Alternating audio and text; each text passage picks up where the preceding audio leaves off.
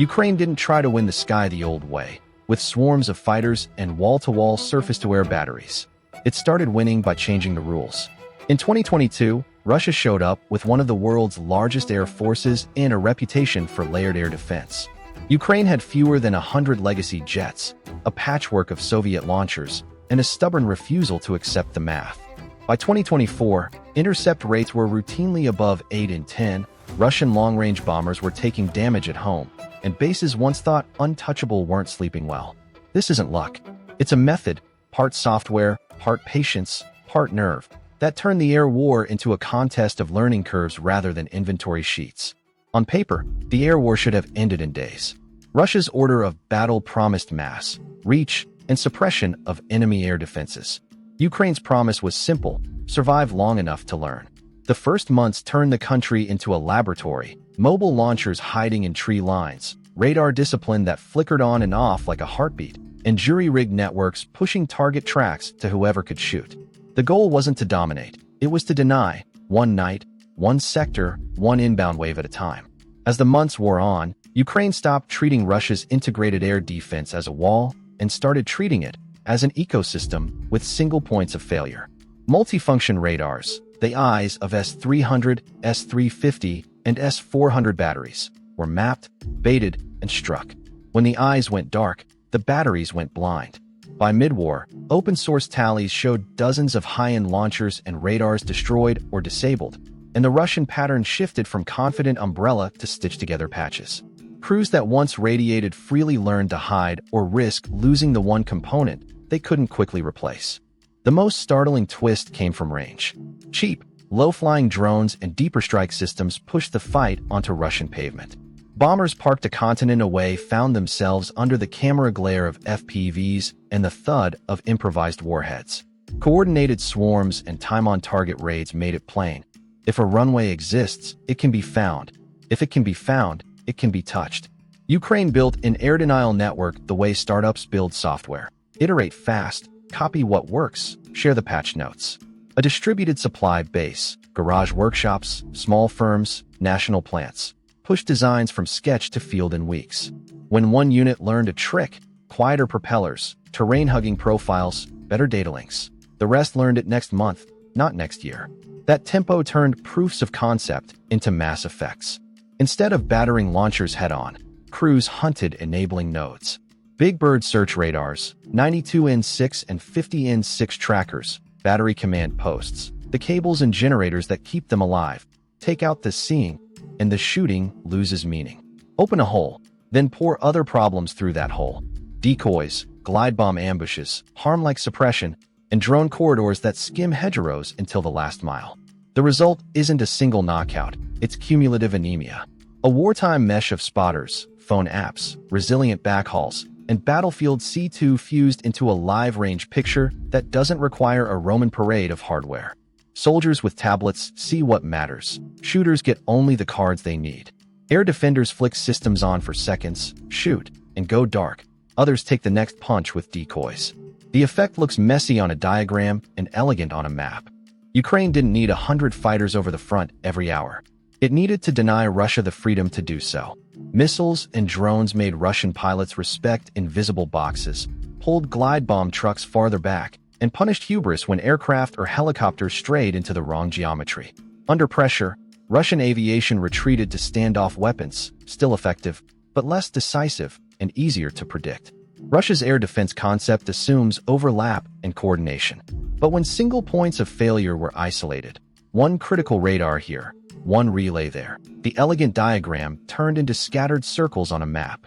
Units improvised with camouflage tires on bomber wings, dark paint on fuselages, false silhouettes, even decoys.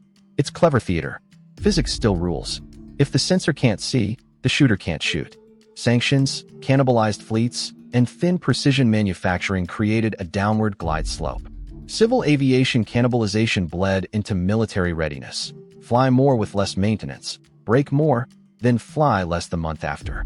Reports from 2024 onward consistently pointed to lower sortie rates, higher non-mission capable time, and production targets that lived mostly on slides. The bottleneck wasn't just funding, it was time, tooling, and talent. A $700 FPV that ruins a radar truck compels the defender to spend millions to patch the hole, move units, harden another site, and guard the guard. A medium-range SAM with a seven-figure price tag expended against a $300 quadcopter is a victory for the attacker even if the drone dies. Cost exchange isn't a stat line. It's a strategy, and Ukraine plays it on fast forward. By late 2024 and into 2025, credible public tallies often put Ukrainian intercept rates for inbound missiles and drones above roughly 80% on sustained waves, with spikes higher on good nights and dips lower when saturation or geography bit back. The exact figure moves with the calendar. The pattern, resilient defense under fire, is the point. Independent OSINT shows Russia losing high-end air defense components and specialized vehicles at a pace its industry struggles to replace quickly. Some losses are friendly fire mishaps, some are mines and accidents. Many are deliberate strikes. Replace the one-off radar that takes a year to build, or replace 10 trucks that feed 3 batteries.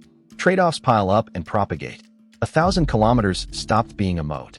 The combination of domestically produced long-range drones, externally supplied standoff weapons, and clever basing created a web that can reach deep without exposing pilots. Bases adjusted, the web adjusted faster. Artillery lives longer when hostile aircraft fly lower and less often. Supply lines survive when bombers fear their own parking aprons. When Russia massed to push, Ukrainian aerial denial, fighters on call, SAMs playing hide-and-seek, drones hunting columns, made momentum expensive. Advance rates slowed not just from trenches and mines, but because the air above the road was contested. If you can't assure the sky, you can't assure the timetable. Air denial translates into bargaining power. If you can make bombers move, make depots burn, and make missiles miss, you can make timelines shift. Every burned runway light is a bargaining chip. When Kyiv signals reach and resilience, it signals that concessions won't be extorted by terror strikes alone. Even rumors of deeper reach can nudge calculus in rooms far from the front. Western planners are absorbing 2 big lessons. First, swarms and autonomy matter as much as stealth and thrust. Second, command and control has to be cheap, redundant, and fast. The alliance is experimenting with counter-UAS layers, loitering munitions on call, and software pipelines that treat war like a version-controlled project instead of a decade-long program.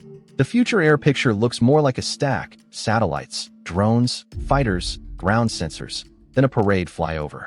Russia dispersed aircraft, hardened a handful of nodes, and leaned harder on glide bombs launched from beyond most Ukrainian SAM envelopes. Electronic warfare improved in sectors, forcing Ukrainian drones to hop frequencies, thicken guidance, and relearn routes.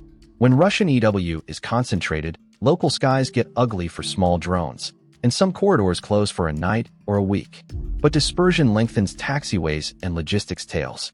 Hardened shelters help until the vulnerability shifts to fuel, munitions, power, and the crews themselves. Glide bombs are lethal but need stable launch lines and predictable geometry, things denial seeks to disrupt. And electronic warfare is a cat-and-mouse game. Software moves faster than poured concrete.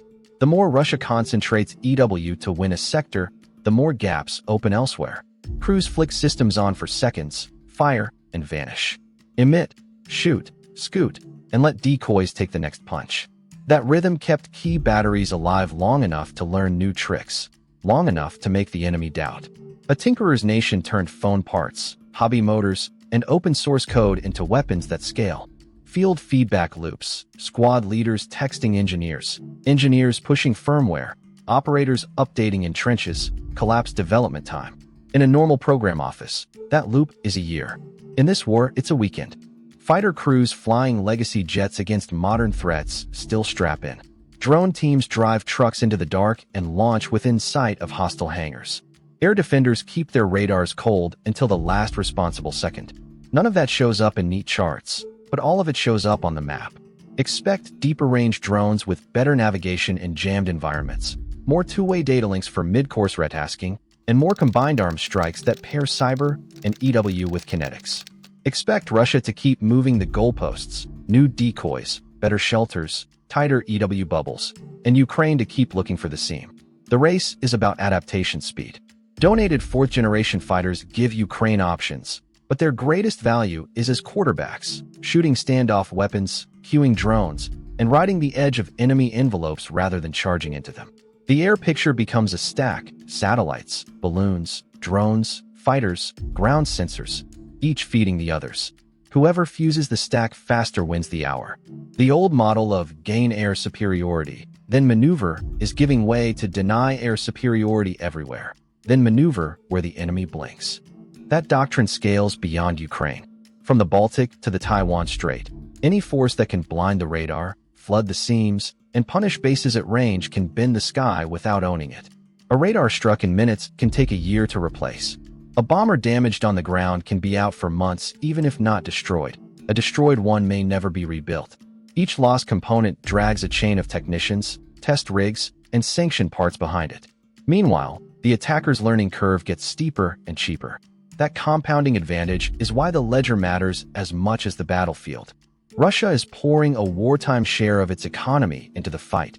Ukraine is turning outside aid and internal ingenuity into persistence. The side that keeps learning faster and wasting less will decide the air picture. That's the contest now, not who owns the sky, but who makes it too expensive for the other side to try. A runway in twilight, heat ripples over concrete, a dark shape with old tires strapped across its wings. Somewhere beyond the fence line, a van door slides open and a small antenna lifts. That's the air war in this century, not thunderheads of bombers, but 1,000 quiet decisions that add up to whether a base can sleep. If you want defense explained without the fluff, how software beats marble and discipline beats bravado, stick with us. Tap subscribe, ring the bell, and share this with someone who still thinks air power is just about faster jets.